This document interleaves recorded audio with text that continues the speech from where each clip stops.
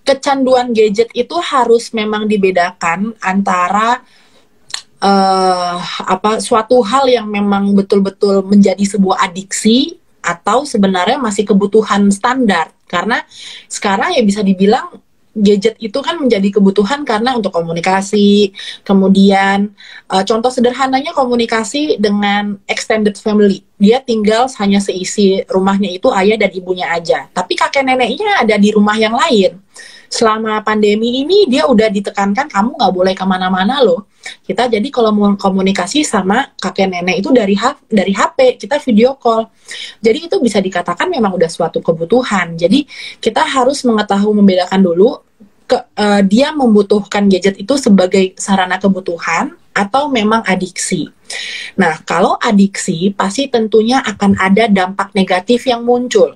Dampak negatif yang muncul pasti yang paling terlihat adalah gangguan perilaku.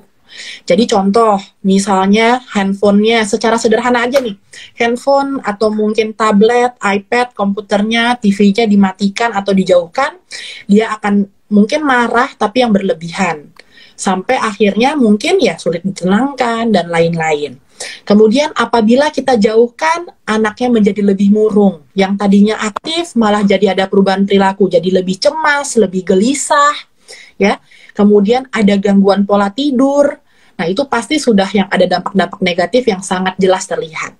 Nah, kalau udah seperti itu, mungkin kita bisa berpikir ini suatu adiksi, dan kalau seperti itu udah berbahaya, harus segera diintervensi, ya.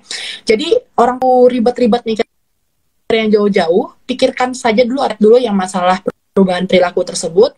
Jadi apakah anaknya sampai mengganggu waktu tidur, kemudian apakah mungkin jika kita pisahkan dengan gawainya, dia akan menjadi lebih gelisah, cemas yang berlebihan, terus kemudian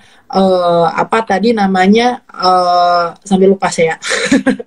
Nah, ya kurang lebih seperti itu. Iya, iya. Gitu. Oke. Sama berarti kalau misalkan posisinya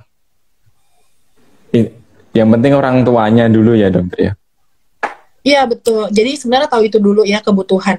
Nah, dan yang pasti orang tua itu harus memberikan contoh. Jadi kadang-kadang kita kan nggak mungkin ya gitu. Jadi misalnya kita bilang kamu nggak boleh nonton TV sebelum tidur, tapi orang tuanya nonton TV sebelum tidur karena itu dia.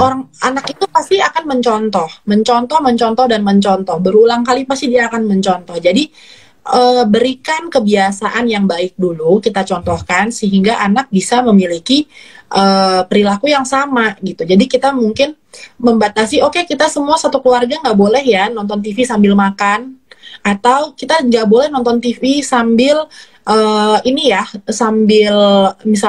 sambil belajar, jadi itu harus dimatikan TV-nya. Semua TV nggak boleh ada di dalam kamar, semuanya harus di luar. Kalau kita ingin nonton TV, kita harus bersama-sama. Itu salah satu contohnya juga, gitu. Atau tidak boleh main handphone di meja makan. Nah, itu juga salah satunya. Benar. Jadi harus semuanya itu komit dan konsisten. Jangan sampai nanti anak berpikir, kok mama papa boleh ya? Kok saya nggak boleh? Atau saya harus udah besar baru boleh gitu. Padahal sebenarnya mau berapapun umurnya, kita juga tahu bahwa screen time harus ada batasannya ya.